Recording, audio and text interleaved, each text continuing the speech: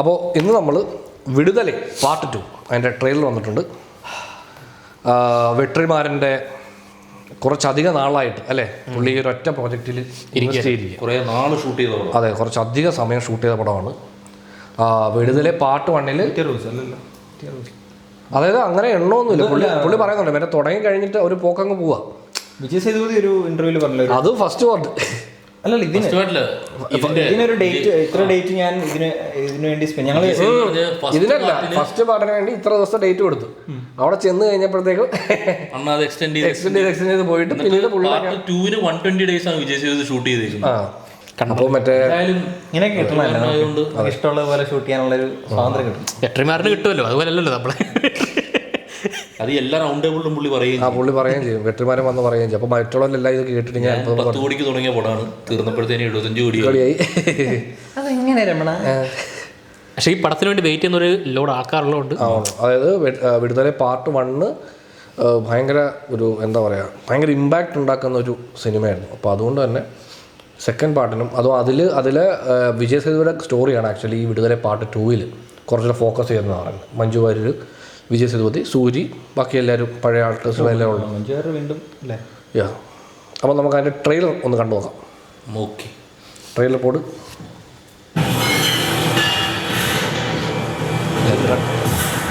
நிலம் எண்ணம் மொழின்னு மக்களை ஒன்று சேர்க்கிற வேலையை நாங்கள் செய்ய ஆரம்பிச்சிட்டோம். நீங்கள் கட்டமைச்சிருக்கிற இந்த ஜாதி மதம் பிரிவினைவாதம் எதை வச்சும் அமைப்பால் அரசியல் பண்ண முடியாமல் போச்சு. அப்போ ஆரம்பிச்சது இந்த பயம். அந்த பயத்தில் பிரிவினைவாதிகள் பிரச்சாரம் பண்ணுறீங்க. பெரும்பாலும் அரசு பண்ணிக்கிறதா சொல்கிறாரு. சீன்ஸாக வீட்டுக்கு ஃபோன் பண்ணுங்க. வன்முறை மொழி, ஆனால் எங்களுக்கு அந்த மொழியும் பேச தெரியும். മഞ്ജുക്ക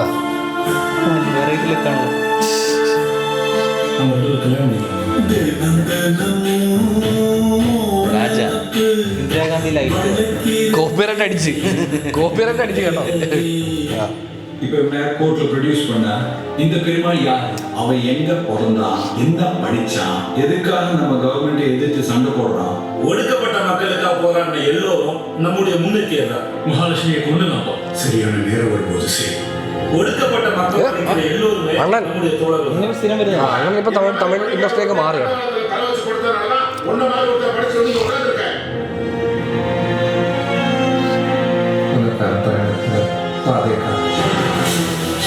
ഗ്രേഡ് ചെയ്തത് ആരാണെന്നത്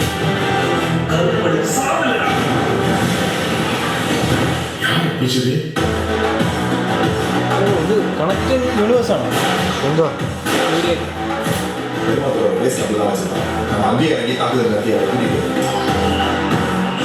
பெட்டர் நைட் அவன் கேப்ல இருக்காரு. குமரேசன் மறுபடியும் நீங்க தானா?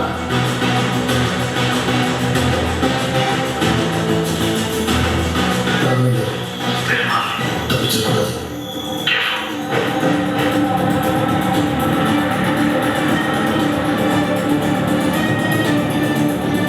മിസ്റ്റേക്കാണല്ലോ ഇപ്പം.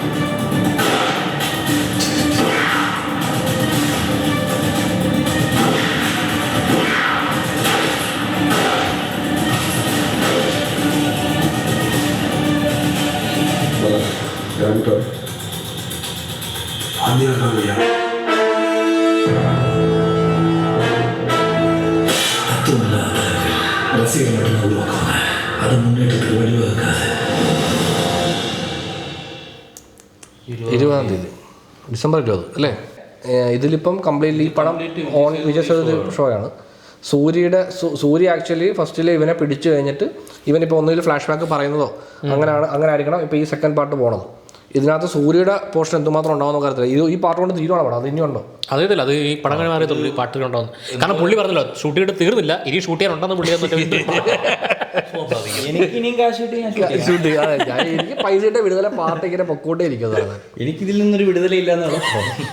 അല്ല പുള്ളി കുറച്ച് ഫസ്റ്റ് പാർട്ടിൽ അത്രയും നേരം സൂര്യയുടെ കഥ കാണിച്ചിട്ട് അതിനൊരു പ്രോപ്പർ ആയിട്ടുള്ള എൻഡിങ് വന്നിട്ടില്ല എന്നുണ്ടെങ്കിൽ എന്തായാലും ഇത് തുടർന്നു പോകുമല്ലോ. അത് തന്നെ, അതിനിപ്പോൾ പ്രോപ്പർ എൻഡിങ് വന്നിട്ടില്ലല്ലോ. അപ്പോൾ അതിൻ്റെ കഥ കണ്ടിന്യൂ ചെയ്യല്ലേ. അതിനൊക്കെ ബഡ്ജറ്റ് ഉണ്ട് തോന്നുന്നു. പ്രൊഡക്ഷൻ ഡിസൈനൊക്കെ ഭയങ്കര അതായത് ആക്ച്വലി പുള്ളി ടെക്നിക്കൽ സൈഡിൽ മീൻസ് ഭയങ്കര ടെക്നിക്കലി അത്രയും പെർഫെക്ഷൻ നോക്കാത്ത ഒരാളാണ്. പുള്ളിയുടെ മെയിൻ ഐഡിയ എന്ന് പറഞ്ഞു കഴിഞ്ഞാൽ പുള്ളിയുടെ ഇമോഷൻ വർക്കാവുക.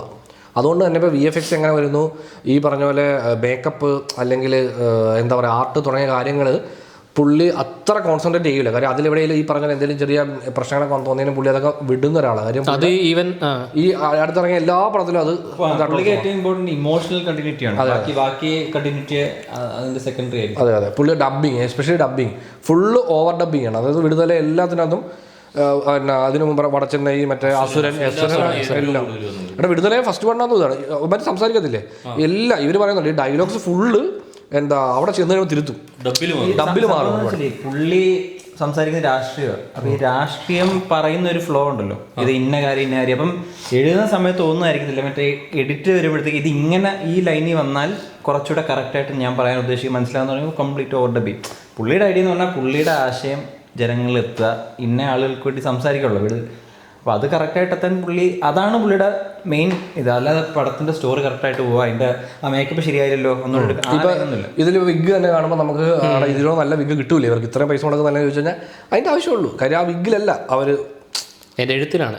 ആ വിഗിന് ധനുഷിന്റെ പഴയ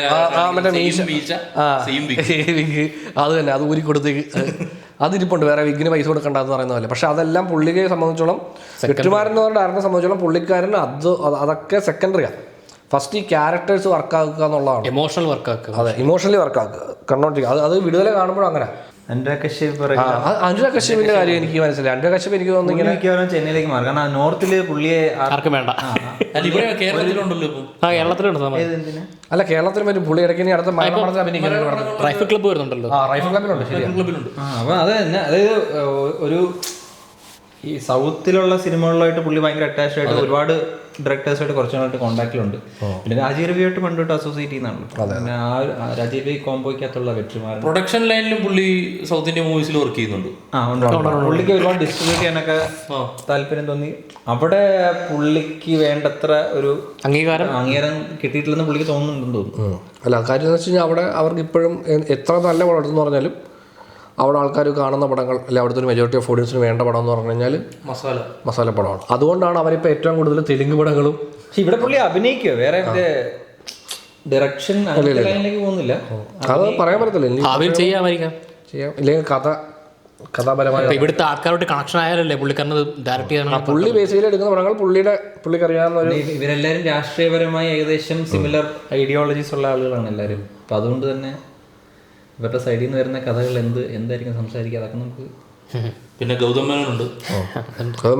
ക്യാരക്ടർ അങ്ങനെ എല്ലായിടത്തും ഇപ്പം ഉണ്ടല്ലോ. ഇനി ഇറങ്ങാൻ പോകുന്ന എല്ലാ പടത്തിലും പുള്ളി ആ ഷർട്ടും ആ പാൻറ്റും. പടം ഡിലേ ആകുന്നുണ്ടോ ഗൗതം മേനോനുണ്ട്. അത് പാവപ്പെട്ടവൻ എന്ത് ചെയ്യാനടാ.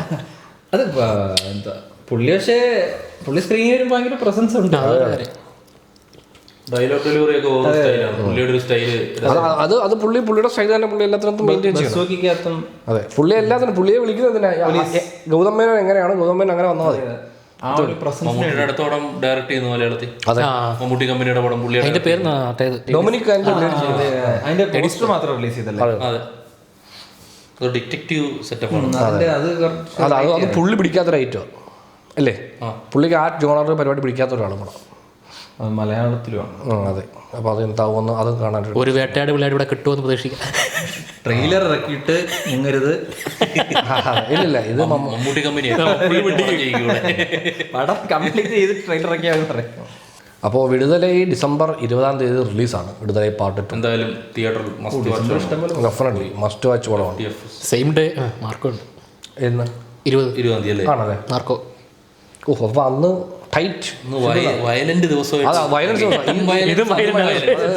വെട്ടർമാരൻ പടത്തിന്റെ മറ്റൊരു ഹൈലൈറ്റ് ആണ് വയലൻസ്. അതും ഈ സിനിമയിൽ നല്ല പോലെ ഉണ്ടാവും. വിടുതല പാർട്ട് 1 അടിക്കുന്ന സാധനം കണ്ടില്ലേ.